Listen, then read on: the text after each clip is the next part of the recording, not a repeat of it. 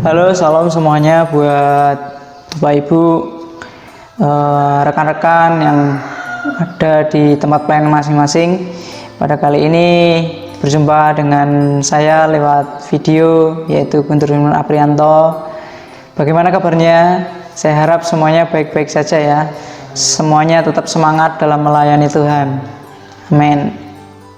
Pada kali ini saya akan berbagi hal yang paling sederhana, dan itu menurut saya cukup membantu buat kita untuk melayani setiap anak-anak FC di usia remaja.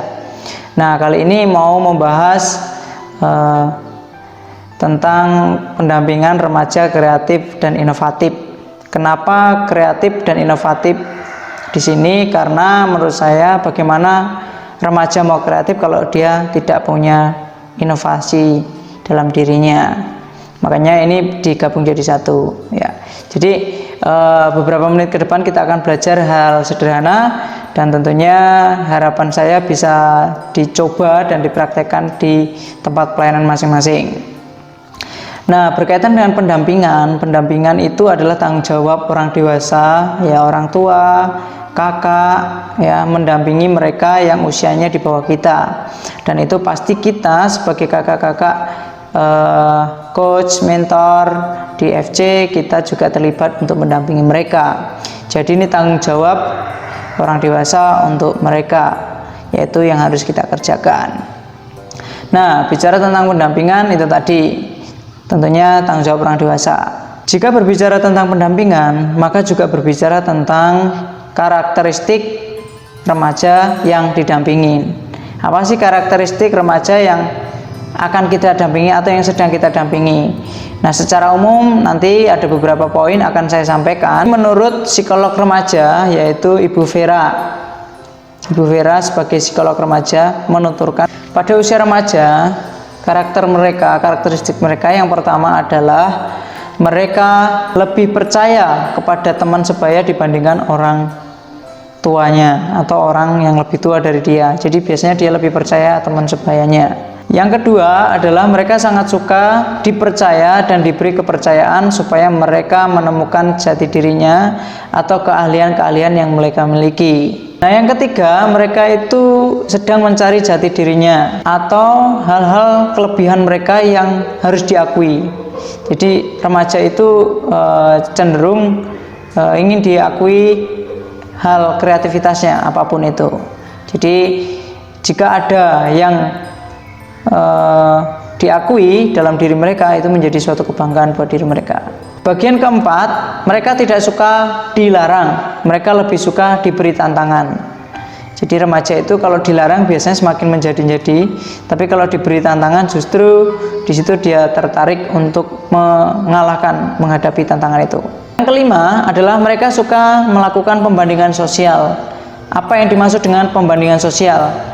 Ya, misalkan ada remaja, kalau Bapak Ibu sering temui mereka, kok aku lebih putih dari dia, kok aku ternyata kurang putih dari dia, kok dia ternyata lebih hebat dari saya, dari aku, contohnya. Itu remaja seperti itu. Yang keenam, yaitu remaja suka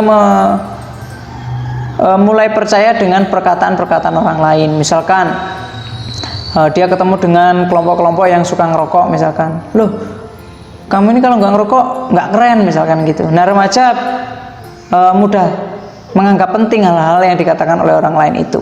Oleh sebab itu, supaya remaja ini punya jati diri yang bagus, makanya perlu ditolongin berkaitan dengan self esteem mereka. Apa sih self esteem mereka? Self esteem mereka itu, atau self esteem secara umum itu adalah bagaimana manusia atau seseorang merasakan atau perasaan seseorang dalam memandang dirinya sendiri. Misalkan waktu bercermin, aku kayak gini ya, aku kok kayaknya kurang sempurna dan segala macam. Nah, jika anak-anak ini self esteemnya nggak sehat, makanya perlu ditolongin dan segera mungkin untuk kita tolongin. Nah, self esteem ini bisa dilihat antara sehat dan tidak, bisa dilihat dari statement-statement mereka. Misalkan, kak, aku nggak bisa, aku ini nggak mampu, aku nggak bisa melakukan ini, aku nggak kuat dan segala macam. itu bisa jadi indikasi bahwa mereka self esteemnya perlu ditolong. Kenapa? Karena dia merasa bahwa dirinya ini kurang mampu dan kurang berharga atau tidak berharga. Jadi self esteem yang sehat adalah menganggap dirinya adalah ciptaan yang istimewa dan berharga dan punya keahlian tersendiri yang patut dibanggakan. Itu yang sehat. Nah, kebalikannya itu yang tidak sehat. Bisa dilihat dari kata-kata negatif yang selalu muncul dari diri mereka, dan apakah yang muncul juga kata positif atau negatifnya. Jika yang banyak itu negatifnya, maka self esteem mereka perlu ditolongin. Berkaitan dengan self esteem, banyak orang tua merasakan khawatir karena anaknya takut terjerumus dalam pergaulan-pergaulan bebas. Nah, kekhawatiran yang terlalu atau kekhawatiran yang berlebihan itu bisa mengakibatkan self esteem yang rusak. Kenapa? Karena orang tua semakin protek terhadap anaknya yang usia remaja, semakin remaja ini semakin tertekan. Jika remaja ini semakin tertekan, maka self esteem mereka biasanya akan menjadi lebih negatif juga. Misalkan nih, orang tua yang suka melarang, suka mengkritik, suka menegur mereka gitu. Jadi self esteem mereka bisa terganggu. Bukan berarti orang tua tidak peduli terhadap anak remaja mereka. Bukan berarti kita sebagai pendamping tidak peduli terhadap remaja tersebut sehingga membiarkan mereka untuk bergaul bebas di mana saja. Bukan berarti seperti itu. Tetapi di sini self esteem yang sehat itu bagaimana orang tua ini atau kita sebagai kakak buat mereka memberikan pengaruh baik dalam kehidupan mereka. Apa yang perlu diubah untuk menolong remaja kita ini punya self esteem yang sehat? Yang pertama, terima mereka apa adanya. Jadi meskipun mereka ada kekurangan dan kelebihan, terima mereka apa adanya. Kelebihannya kita beri apresiasi, kekurangannya kita tolongin supaya menjadi lebih baik lagi. Yang kedua, cintai dengan apa adanya ya. Meskipun dia mungkin suka membuat kita jengkel dan segala macam, tetap cintai mereka apa adanya. Yang ketiga, jangan melulu mengkritik mereka. Mereka justru suka diberi tantangan daripada kita kritik. Jadi semua hasil mereka yang itu baik, kita patut apresiasi. Yang kelima, beri kesempatan lebih buat mereka. Misalkan kesempatan untuk memimpin kegiatan, kesempatan untuk membuat sesuatu, kesempatan untuk mengambil keputusan, dan segala macam.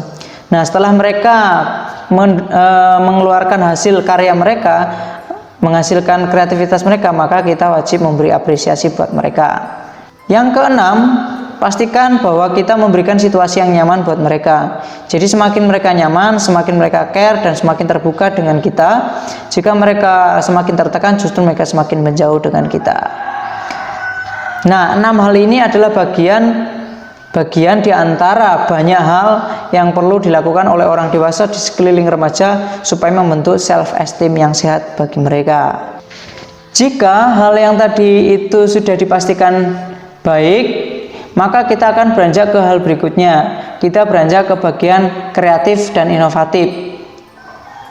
Nih, biasanya orang tua atau kita sebagai pendidik khawatir jika remaja, bahkan bukan hanya khawatir, sampai jengkel bahkan marah jika remaja suka bermain game, menghabiskan waktu hanya untuk bermain game online. Nah, itu wajar sih kalau orang tua mengingatkan dan menegur mereka, tetapi kita tidak boleh terlalu khawatir dengan mereka. Justru kita perlu belajar bagaimana kita mengarahkan mereka supaya menjadi generasi yang kreatif dan inovatif. Jika mereka melakukan game online, biasanya mereka itu melakukan konsumsi melalui game itu, mengeluarkan pakai data, kadang juga beli game. Makanya itu hal yang konsumtif. Nah, di sinilah peran orang dewasa di sekeliling mereka untuk menolong mereka supaya menjadi remaja yang kreatif dan inovatif. Nah, oleh sebab itu kita perlu melihat kondisi mereka. Mereka suka apa, cenderung di bagian apa, baru kita arahkan. Oleh sebab itu kita perlu tahu cara kita mendampingi mereka untuk mengarahkan mereka supaya menjadi remaja yang kreatif dan inovatif. Berikut ini saya menyampaikan paparan dari beberapa sumber. Yang kedua ini adalah bersumber dari Bapak Indra Karismiaji, yaitu pengamat pendidikan Indonesia. Beliau menyampaikan beberapa hal, meskipun banyak, saya tulis sebagian saja. Inilah yang perlu diganti atau perlu diubah cara kita mendampingi remaja. Yang pertama, biasanya kita sebagai guru atau orang tua yang sok tahu tentang semua hal, kita perlu ubah dengan cara bahwa kita belajar mengenali situasi setiap anak remaja yang Tuhan percayakan sama kita. Dari sok tahu, dari suka mengajarin, kita jadi berubah mempelajari kebiasaan mereka, mempelajari lingkungan mereka, baru kita mengarahkan remaja ini. Biasanya yang tadi saya ulang kembali, orang tua atau kita yang suka melarang mereka, kita ubah menjadi pertanyaan yang berkaitan dengan resiko yang akan remaja alami jika dia melakukan hal-hal yang negatif atau hal-hal yang tidak baik. Jadi biasanya kan orang tua lebih suka melarang nih, melarang. Nah, di usia remaja kita ganti dari melarang itu, kita jadi bertanya resiko-resiko apa yang kemungkinan dan pasti akan dialami oleh remaja jika dia melakukan hal tersebut. Yang ketiga, orang tua berperan sebagai sahabat buat mereka. Mereka akan lebih care jika kita bersahabat dengan mereka. Yang keempat, kita perlu memberi kebebasan mereka untuk berkreasi, berinovasi menurut keinginan mereka atau ide-ide mereka. Di sini bukan berarti kita membiarkan mereka, tetapi kita memberi mereka ruang untuk berkreasi, melakukan inovasi, ide-ide baru supaya mereka berkembang lagi. Dan orang tua perlu memberikan kelonggaran hal-hal yang tidak prinsipal, misalkan bukan berkaitan dengan iman, kemudian berkaitan dengan nyawa, atau hal-hal yang paling sederhana itu kita perlu terbuka, jangan terlalu kaku terhadap mereka. Nah, di sini jika orang tua atau guru suka menyuruh mereka untuk belajar, untuk membaca, ini diganti dengan bagaimana kita memberi teladan kepada mereka. Daripada kita menyuruh mereka belajar, lebih baik kita memberi contoh, kita yang pembelajar, supaya mereka bisa belajar sama kita. Contoh lain adalah daripada kita menyuruh mereka untuk membaca, lebih baik kita membaca buku supaya mereka belajar dari teladan kita. Remaja lebih suka terhadap teladan ini daripada disuruh dan diperintah. Kali ini hal yang sangat menarik juga, orang tua yang biasanya mengajari bagaimana remaja itu mengerjakan soal-soal mata pelajaran supaya mendapatkan nilai yang bagus, itu diubah menjadi bagaimana cara belajar seorang siswa, cara belajar yang baik yang harus dikerjakan oleh remaja itu. Bukan hanya cara mengerjakan soal yang baik supaya mendapatkan nilai yang baik, bukan, tetapi mengarahkan mereka, menolong mereka supaya belajar bagaimana menjadi pelajar yang baik, bagaimana cara belajar yang baik, seperti itu. Nah, itulah ke-6 bagian di antara banyak bagian yang lainnya. Pada kali ini saya akan menyampaikan beberapa contoh yang selama ini meresahkan, misalkan mengkhawatirkan orang tuanya juga atau kita sebagai guru. Biasanya nih ada remaja yang tiap hari main game online. Bagaimana kita mengarahkan mereka supaya tidak bermain game online? Biasanya orang tua akan cenderung melarang, kemudian memarahi. Nah, di sini kita ganti menjadi yang pertama, jika ada remaja yang suka bermain game online, maka kita arahkan bagaimana dia membuat channel YouTube gaming misalkan, atau membuat channel Facebook gaming atau Instagram gaming. Jadi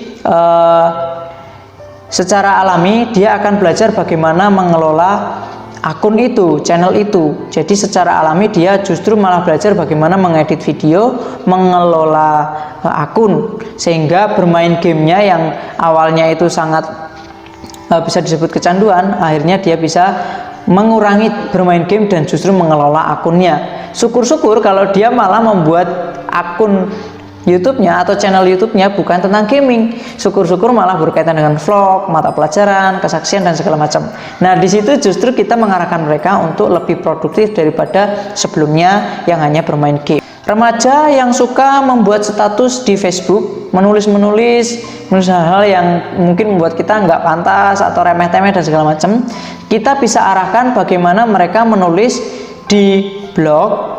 Jadi mereka menulis di blog supaya juga bisa mengelola akun blognya. Setelah dia mengelola akun blognya, secara tidak sadar dia pasti akan belajar tentang ilmu politik, belajar tentang marketing, belajar tentang sosial media, banyak baca buku pengembangan diri dan segala macam.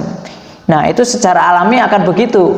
Orang yang akan berpikir bahwa mengelola akun atau channel itu penting, maka dia akan belajar bagaimana mengelola akun atau channel mereka dengan lebih baik. Secara otomatis mereka yang awalnya itu konsumtif hanya untuk hal-hal yang tidak terlalu berguna, akhirnya dia menjadi produktif, melakukan hal-hal yang sangat berguna, membuat channel YouTube, membuat blog. Nah, dari dua ini dulu, ini sangat baik. Kenapa? Karena tidak menutup kemungkinan jika mereka konsen dan konsisten mengelola akun mereka, itu malah justru mereka tambah produktif karena mereka mendapatkan income dari situ. Ada juga remaja yang suka mengupload foto-foto tidak jelas di Facebook. Itu kita bisa mengarahkan untuk mereka berjualan online. Jadi dari sini kita semakin mengarahkan mereka untuk berjualan online, mereka juga merasakan keuntungannya sendiri, bisa membantu keuangan mereka dalam bersekolah, bisa menolong mereka untuk beli paket data sendiri, dan otomatis orang tua juga tertolong. Disinilah mereka akan belajar secara alami bagaimana menjual dengan baik, ya intinya marketing tadi dengan baik, melayani dengan baik, dan bertanggung jawab. Untuk remaja yang suka edit-edit foto nih, edit-edit foto meskipun nggak diupload tapi suka-suka edit foto, bahkan sampai menghabiskan waktu hanya untuk edit foto. Nah, kita bisa mengarahkan dia untuk membuka layanan editing foto tentang promosi-promosi produk, misalkan keripik, minuman, dan segala macam. Kita bisa arahkan mereka supaya mereka juga menjadi produktif. Jika mereka mendapatkan proyek untuk membuatkan promosi merek yang lain atau merek-merek tertentu, maka mereka akan mendapatkan income. Buat remaja yang satu ini, orang tua juga kadang sering mengeluh atau kadang mengeluh bahwa anaknya suka jalan-jalan, menghabiskan bensin gitu. Kita bisa arahkan mereka untuk mereka punya juga jualan juga, meskipun nggak online, bisa jualan secara manual, secara konvensional ya, tentunya supaya mereka juga bisa melobi orang-orang yang mereka kenal yang sering bermain dengan dia untuk membeli produk-produknya dia. Dari situlah dia akan belajar bagaimana berjualan, entrepreneur juga ya. Yang lainnya masih banyak lagi. Tentunya 6 ini bisa mewakili ya. Dan ini tidak bisa langsung kita terapkan sehari 2 hari langsung berhasil. Butuh waktu seminggu, 2 minggu, dan bahkan 1 bulan supaya mereka bisa beralih dari hal-hal yang konsumtif menjadi hal-hal yang produktif. Inilah yang saya sebut bagaimana dia menjadi remaja yang kreatif dan inovatif. Jika mereka sudah produktif, itu bisa dibilang kreatif dan inovatif. Kenapa? Dia bisa mengubah bagaimana yang sebelumnya Facebooknya hanya untuk media sosial semata, hiburan semata, dia ubah menjadi akun-akun yang buat penghasilan, akun-akun yang bisa memberi pembelajaran buat banyak orang dan segala macam. Jika akunnya dipakai untuk men-sharingkan atau membagikan video-video, foto-foto tentang pertumbuhan, tentang moral dan segala macam, itu kan juga menjadi produktif. Dan remaja ini menjadi inovatif karena memberi nilai lebih, mengedit dan segala macam. Saya punya contoh, sebelum saya mengakhiri video ini, saya punya contoh bagaimana saya mendampingi salah satu remaja yang awalnya adalah kecanduan game. Dari pulang sekolah sampai malam biasanya dia baru pulang ke rumah, dan sepanjang dari pulang sekolah sampai malam itu dia selalu bermain game. Di situ dia juga main menggunakan paket wifi atau beli paket data atau menggunakan hal-hal yang lainnya, misalkan beli game. Sehingga di situ yang awalnya konsumtif, kemudian saya deketin, kemudian saya tanya, apa sih keinginan kamu, apa sih mimpi kamu. Ternyata dia sempat bercerita bahwa dia pengen jadi YouTuber gaming. Akhirnya saya arahkan bagaimana mereka menjadi YouTuber. Setelah saya tanya, apakah kamu sudah upload? Belum. Ternyata dia selama ini hanya sebatas mimpi pengen jadi YouTuber. Setelah saya arahkan untuk mereka upload hasil karya mereka lewat screen recorder atau rekam layar, makanya pelan-pelan dia mengupload video di YouTube. Setelah mengupload video di YouTube, secara tidak sadar dia ternyata belajar bagaimana mengelola YouTube, bagaimana subscribernya bertambah, jam tayangnya bertambah, bagaimana cara memonetisasi dan segala macam. Nah, di sini dia semakin belajar bagaimana dia untuk produktif, inovatif. Yang awalnya HP-nya hanya untuk konsumtif, dia ubah menjadi produktif. Dan beberapa waktu terakhir ini saya ketemu lagi dengan dia. Dia juga mengembangkan akun IG dia untuk mengupload video-video motivasi dan video-video hal yang lainnya, hiburan-hiburan dan motivasi yang lainnya. Dari sinilah ada contoh bagaimana kita mengubah atau menolong remaja yang selama ini mungkin jadi beban buat kita menjadi remaja yang kreatif dan inovatif. Ya, garis bawahnya adalah yang awalnya konsumtif menjadi produktif.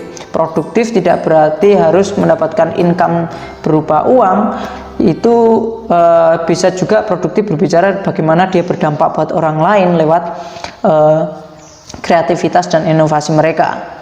Kenapa ini saya sampaikan di sini? Karena pada era ini adalah abad 21 berbeda dengan abad 20. Bagaimana kita bisa menolong generasi di abad 21? Yaitu dengan cara bagaimana kita berpikir menggunakan cara di zaman abad 21 ini. Kalau kita masih menggunakan cara berpikir di abad 20, itu kita tidak cocok mendampingi mereka. Karena apa? Akan bertolak belakang dan justru membuat mereka stres. Dari sinilah maka saya urutkan kembali tentang pendampingan yang bertanggung jawab, tentang self esteem, dan tentang bagaimana mengarahkan remaja yang konsumtif menjadi produktif, menjadi remaja yang kreatif dan inovatif. Biarlah Bapak Ibu semua, video sederhana ini bisa menolong kita, kiranya supaya anak-anak FC bisa terus kita tolong dan bisa bertumbuh menjadi lebih baik. Bila Bapak Ibu ingin bertanya, silahkan tulis di kolom komentar, dan saran saya Bapak Ibu juga tulis di kolom komentar nama Bapak Ibu. Demikian video dari saya, Tuhan Yesus memberkati.